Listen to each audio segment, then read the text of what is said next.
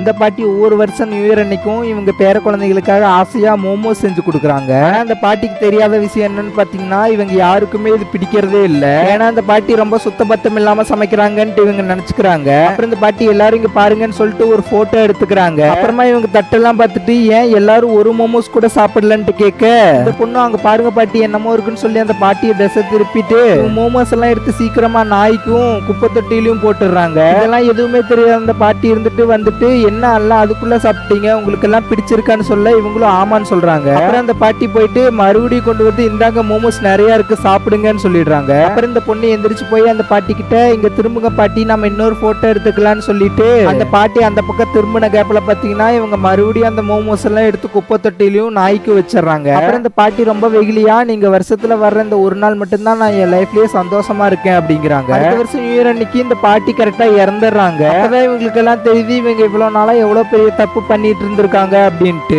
என்ன தெரியுதுன்னு பாத்தீங்கன்னா யாரும் நம்ம கூட ரொம்ப நாள் இருக்க போறது இல்ல. அதனால இருக்கிற வரைக்கும் அவங்க கூட ஹாப்பியா இருங்க. ஸ்டோரியில வர மாதிரியே உங்களுக்கு அன்பான ஒரு பாட்டி இருந்தாங்கன்னா மறக்காம கமெண்ட் செக்ஷன்ல ரெட் கலர் ஹட்டின கமெண்ட் பண்ணிட்டு அப்படியே நம்ம சேனலை ஒரு சப்ஸ்கிரைப் பண்ணிக்கோங்க ஃப்ரெண்ட்ஸ். By by.